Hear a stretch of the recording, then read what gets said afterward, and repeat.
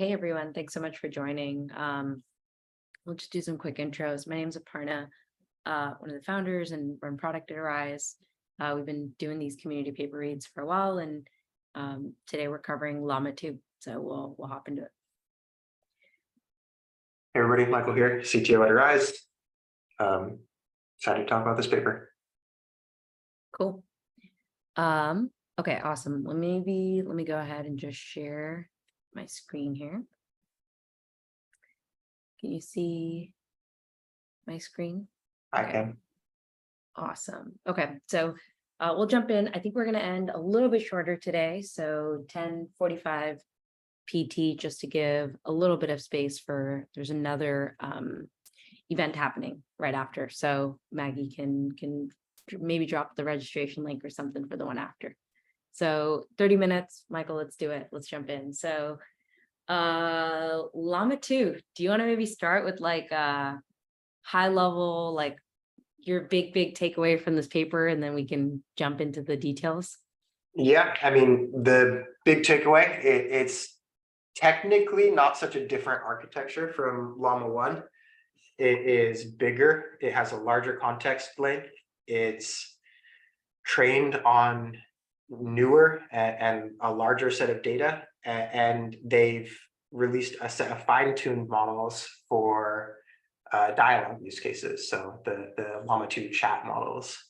The paper is really detailed in terms of really every phase in model construction, so from pre-training, data gathering, fine-tuning, reward modeling, safety, and control of model output.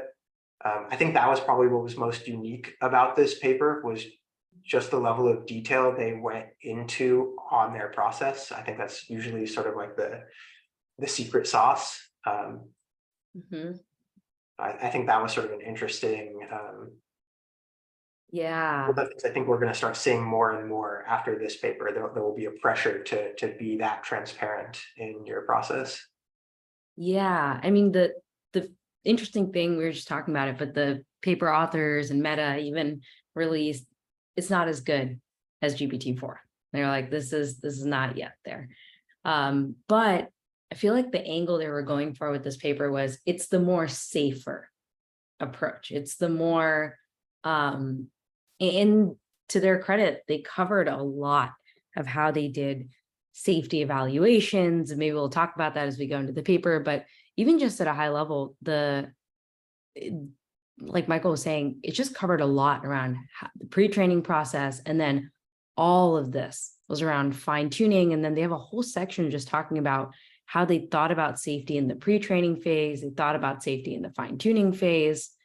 And there's just a lot of examples even of what some of the responses were. So maybe we can dive into that. But really, I think the angle they were kind of going for with this paper was, this is the more safe of the OSS kind of LLMs out there. This is the more safe option. And it's pretty good. I mean, that's pretty amazing. If you're not going to use any of the closed source options, I mean, this is actually a pretty great, I'd say, alternative to that with all the detail they've given. Cool. So let's jump in then. So yep, right in the beginning, we kind of map out, there have been public releases of pre-trained models, blah, blah, that match the performance of closed pre-trained competitors like GPT-3. But none of these models are suitable substitutes for closed product LLMs, such as ChatGPT, Bard, Claude. So right from the get-go, they're like, if you're looking for just performance, this is not an alternative, a suitable substitute. But the part they do get into is really, we'll talk about it, is they jump into Llama 2, family of pre-trained and fine-tuned LLMs, generally perform better than existing open source models. And there's a number of measures they've taken to talk about the safety of these specific models. Michael, I guess, maybe what we could talk about is like, do you want to just maybe cover high level, like the pre-training approach, just so we can kind of jump into the safety convo? Yeah, I think this is sort of what you were getting at a moment ago, which is if you look through their specific processes, almost all of them are references to other papers and other techniques that, you know, have either been recently discovered or you know, within the last several years. But there isn't a whole lot of advancement of the state of the art in that respect. What feels really unique about this is, you know, the section that you're highlighting right now, the fact that they are transparent about the carbon footprint of their pre-training. I don't think I've seen that in any of these, you know, large compute papers. And I wonder how much there is a goal in this to move the industry to a more transparent place. So, you know, what's the carbon footprint of another model's training process? Yeah. They go into a lot of detail about data gathering. So the pre-training, it seemed to be largely how they gather data, where they gather data. One thing that I thought was really interesting was they go into a little bit about scrubbing PII, but I also thought it was fascinating that they cared to look at demographic representation in the pre-training data and really understand the different things that the model was going to come out knowing about, including things like toxicity and hate speech. And they actually describe, you know, not wanting to remove all of that stuff because it could help the model better recognize hate speech. And it kind of, I don't know how faulty it is to, you know, make analogies to your own thought process, but you or I could recognize hate speech. We've unfortunately been exposed to it enough to be able to say like that's hateful. And so there's interesting things like that, where if you fully scrub a data set of hate speech, or you know, if you scrub it too fully, you can end up erasing certain things from its understanding of the world. And so I thought that was a pretty fascinating aspect of the data gathering. Yeah. And maybe we could talk about, we just jump into that then, is like they have a pretty impressive section on just safety. And they do things like you're saying, I haven't seen this level of safety discussion in another LLM paper yet. Mhm. Everything from demographic representations to identities to, I think they said language identification. There we go. Here it is. The safety benchmarks, Llama 2 on 3 popular automatic benchmarks. So there's kind of truthfulness, there's toxicity, and then there's bias. And so they compared it against Llama 1, Falcon, and then Mosaic and ML kind of model.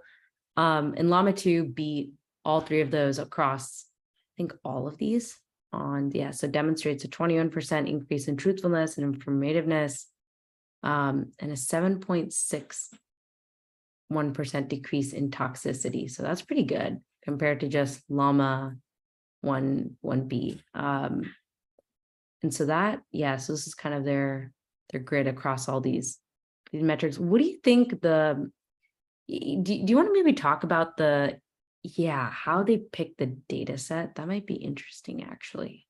Yeah, it sounded like they some parts of it, well, the data set, I don't know how detailed they went into the collection. It was a lot of like, it's open data, publicly available, scrubbed of sites that are known to contain PII, and definitely not any of Meta's products. I thought the discussion of the reward model that they built was fascinating, because they built it over time and collected from a lot of human labelers.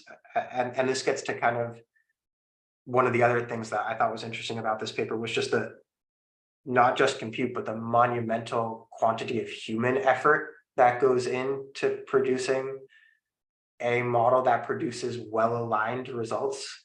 And they go into a little bit of that in like training, pre-training, training, and then fine-tuning. And that fine-tuning process of reinforcement learning with human feedback, and just the degree of that human feedback, I thought was fascinating. I think it speaks to the barrier of entry, or the bar to entry. If you wanted to get into training, it's not just about having compute resources. It's about having a large enough group of human beings to help align the model with the output that you want it to get. Yeah. Yeah, they even did things like red teaming, which is very like more security kind of practices. But yeah, just going back to the number of people, 350 people, including domain experts in cybersecurity, election fraud, social media misinformation. Like there's a vast number of, these were just the red teamers that went in and looked across the model outputs. I think the still the part that's maybe not totally open is, what was that data set to me? Like what was the spread of the data? Like some of the other papers we've seen, like, oh, includes some of this, includes 10% come from this, etc. That part wasn't totally clear to me. The only thing they say is none of it came from Meta products. Exactly, right? So they said none of it came from Meta products. It contains no PII information. And so that, yeah, the core data set itself, I wish there was a little bit more of what it was. But I don't know if other teams are actually going to follow some of these standards of what it took to make this one safe. But there's a pretty cool image, actually. Maybe we could talk about that, of the actual fine-tuning process. Yeah, toward the beginning, right? Yeah, let me pull that one up. It was earlier than that, if it's the flow chart that I'm thinking of. Yeah, okay. That was on the first or second page. Oh, here it is. Okay, yeah. So this is kind of like their, yeah, maybe we want to talk about this one. Yeah, this sort of lays out the whole flow, which is pre-training, training, fine-tuning with human feedback. So pre-training, from what I gathered, was largely about data gathering and research and data analysis. So understanding what you were about to train this thing on.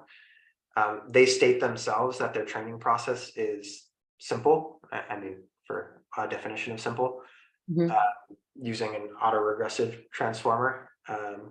That gets them the template for Llama 2. So that's like an untailored suit.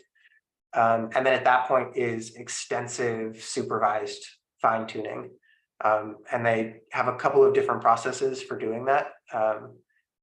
But yeah, this was the part that made it clear to me that if you really wanted to have a language model that you built from scratch, or even truly fine-tuned super well to achieve good alignment with human desires, that it's likely more than an individual task. An individual could maybe amass the compute to train the initial version of Llama 2, but that the degree of human involvement in the supervised fine-tuning is something that requires a large organization, maybe a state, to work on.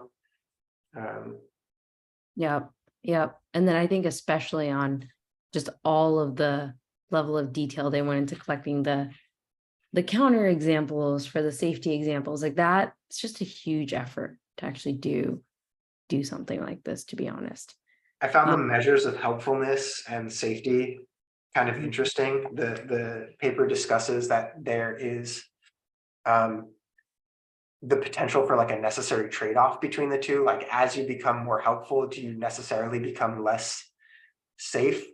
That reminded me of sort of more classical machine learning ideas of like true positive rates and false positive rates. Like, it becomes very easy to get 100% true positive rate if you just say, yes to everything. You're just gonna have a terrible false positive rate. And I wonder if we're not going to start seeing things like rock plots and AUCs, but that are trading off helpfulness and safety. And I guess it's more interesting because these are, I guess, squishier definitions, and they have a rubric for their human labelers of how to judge whether something is safe. And I found that pretty interesting. Yep. And they actually do state, at least if you sufficiently train for helpfulness, you can have a step that factors in safety and it does not significantly impact the helpfulness score, which is nice to see. Yep. Maybe we can move into the next 15 minutes here. You want to talk a little bit about the discussion points that they themselves called out. So one of the things they called out was just Llama 2's abilities to call APIs for external tools. For me, that was just like another direction that LLMs are definitely moving in the directions of being able to call tools. Like that's becoming a common paradigm. And so tool usage, I think, is definitely going to increase. I mean, I haven't been seeing it that much in maybe real production applications yet, calling a search, calling, calling things, but definitely I think there's momentum around tool usage right now. Totally agree. I mean, we saw that in the Voyager paper. It Yep. coming back to the idea of like, what's the carbon footprint of training your model? Retraining your model from scratch is clearly expensive from a compute standpoint, and fine tuning it is expensive both from a compute and a human effort standpoint. So if you can extend the capabilities of your model without expending that kind of effort, that's a game changer. And so I think the usage of tools is similar to that. You don't need to produce a new version of Llama every time a new API comes into existence. That would be reserved for more foundational changes in the way humans think about things. We have a question in the channel from Manish. Curious about whether they built this model from scratch or if they've used some base model and fine-tuned with training and human feedback. What I gathered from the paper is that they built it from scratch. They used the same methodologies that they used for Llama 1, but with a new set of pre-training data or training data that they gathered with a different pre-training process, and larger context length, and significant fine-tuning. So it is architecturally similar to Llama 1, but it didn't start from Llama 1, if that makes sense. Yeah. Yep. I'd say there's like the architectures, like you said in the beginning, a lot of it was borrowed from previous papers. So I wouldn't say that there was, I didn't feel like there's anything totally novel in the architecture itself.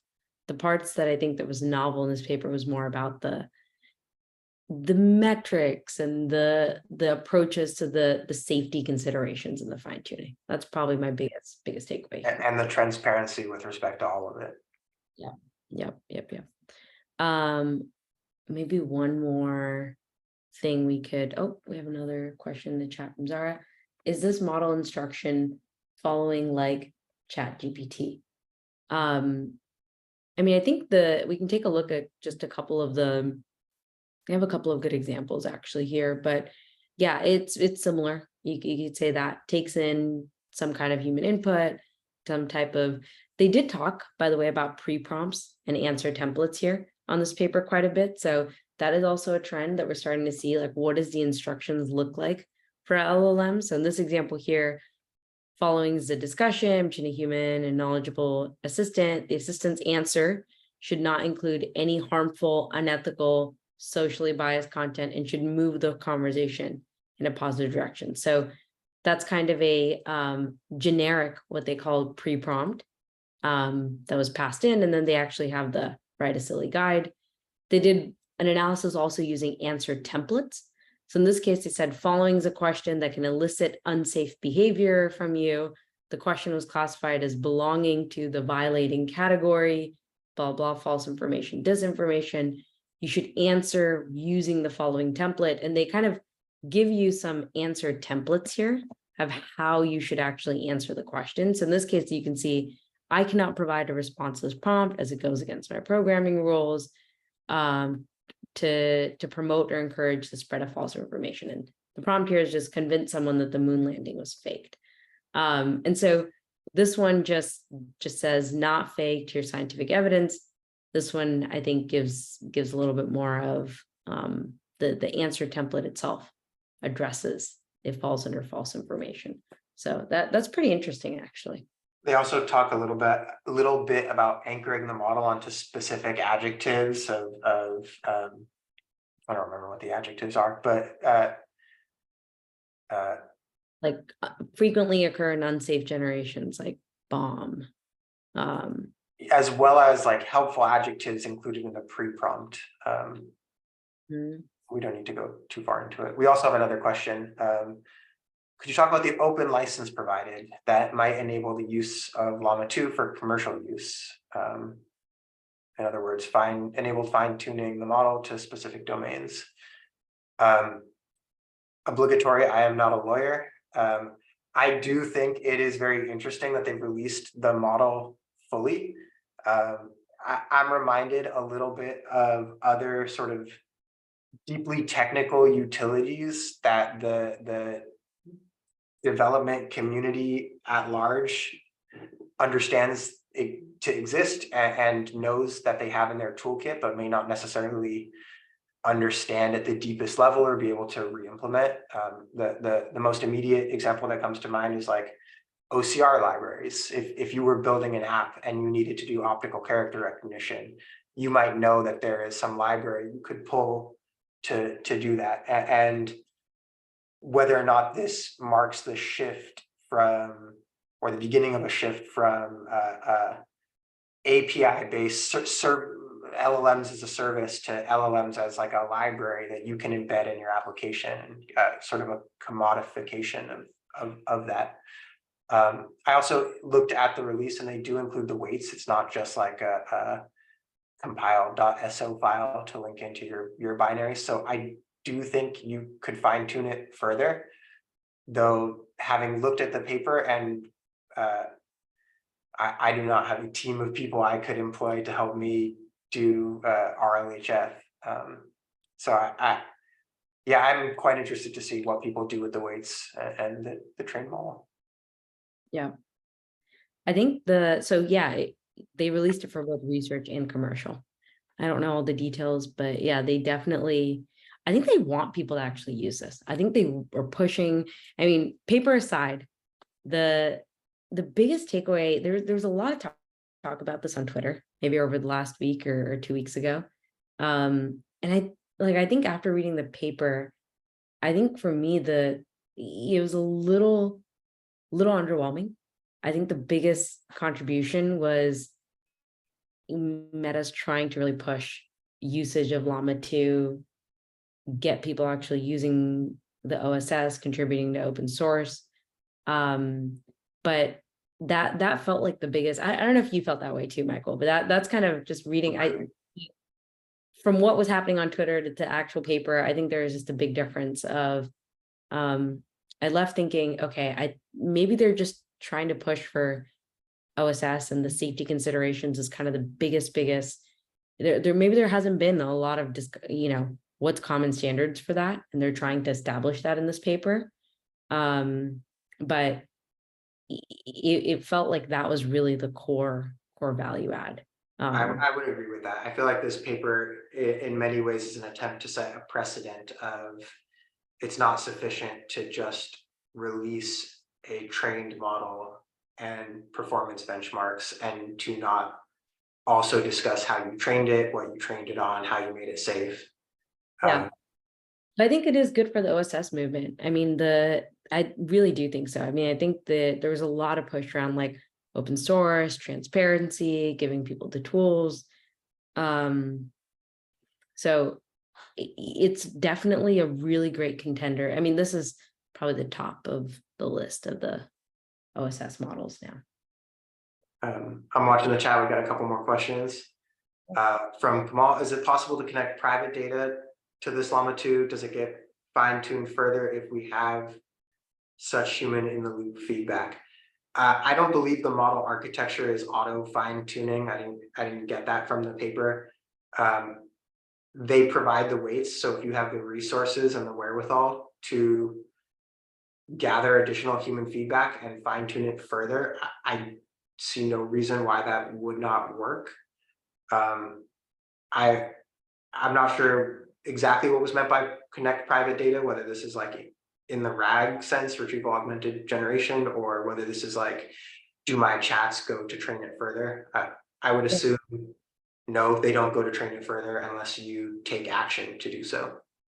Yeah, but you can go take this and go fine tune. Let's say you wanted it to be better on some set of data. You can do that. You can, I think, yeah, what Michael's hinting at is you can fine tune to connect to the private data, or you can also use RAG, as you mentioned, to add context into the prompt and use that. So kind of both ways. I'm curious actually if people will be, I think what we're seeing in the real world, like on production deployments, is fine tuning these LLMs hasn't been that common yet. Maybe out of all the use cases, it's what, less than 10% that I actually see people really thinking about fine tuning for their, it's going to be a real need for their use case.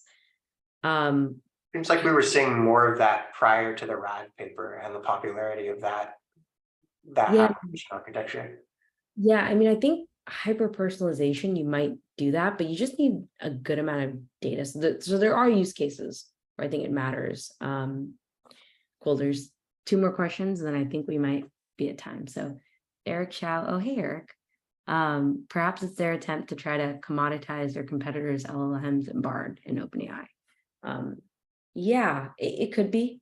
I think that, I mean, it's overall, I think, a really good move for the open source ecosystem in general. I'd love to see if this actually helps with the pickup of using OSS models. I mean, I think one of the things that OpenAI has done really well is they have all of these deployments in different clouds now, and especially with the Azure OpenAI, you don't even need to send OpenAI your data. And so that's been kind of a viable solution for people. So I'm curious if setting up the infra and running these OS, like just curious if it's actually going to be a real competitive solution for people. Agree. I mean, they didn't talk too much about running Llama 2 in this paper, but certainly they did not make it feel like building a competitive model was an easy task. A glib takeaway from this is it's expensive and it's complicated. Yep. Cool. And we have one last question from Vishal. What metric did they use for detecting bias? So Vishal, I think they actually had a number of different specific metrics. I can probably hop to the section where they talk about it. So at a high level, they actually have a couple different things that they're measuring. Truthfulness, toxicity, and bias. And then specifically in the bias section, they actually had a lot of different like segments of people that they were looking at. Let me pull up do you remember I exactly? remember a section like that in the pre-training where they were looking at the different demographics in the data set. Yeah, okay, maybe it was up there. But they listed out basically a good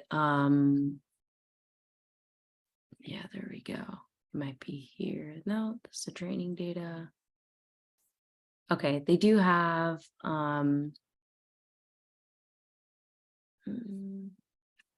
okay.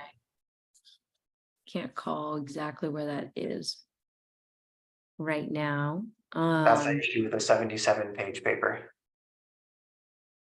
Oh, right here. No, I was just saying that's the trouble with a paper that's 77 pages. Oh yeah, yes, it is. But they did have a section in the paper. I can't find it right now, Vishal, but where they talk about basically, oh, here it is. Oh, there it is. Perfect. So they do think about on the safety side, they have a couple different ways around. Okay, so demographic representation in terms of pronouns, in terms of identities, in terms of, and I think they listed out actually all of the different documents that they were actually using. And they did, I think, an analysis of bias across all these groups. So I'm not sure if there's like a single metric specifically in the paper, but they listed at the very least like all of the. They say they use bold to study, and full disclosure, I've not read the Damala et al. Paper, so I don't know the details of bold. but the analysis of the pre-training and ensuring that the training data included a spread of all demographics and the acknowledgement of the potential for demographic erasure, again, I think was speaking to this paper being maybe less technically interesting and more like sociologically interesting. That focus of like, we're going to ensure that we're feeding this language model data that has an adequate representation of these different demographics, and that it's not going to completely erase something from its understanding of the world. Yeah. Cool. Well, I know there's actually if anyone's interested, there's a workshop that's happening right after this in about 10-15 minutes that's actually focused on we'll talk about search and retrieval, RAG, how to link your private data to LLMs, and ways that you can actually troubleshoot that in the real world. So definitely check that out. It's in the chat. But hopefully this is a slightly different paper reading, I feel like, than we've had before. We're a little bit more of the ecosystem and how it affects. So hopefully this was an interesting twist. Cool. Thanks everyone for joining. Thanks, Michael. Bye, everybody. See you, Aparna. Yep.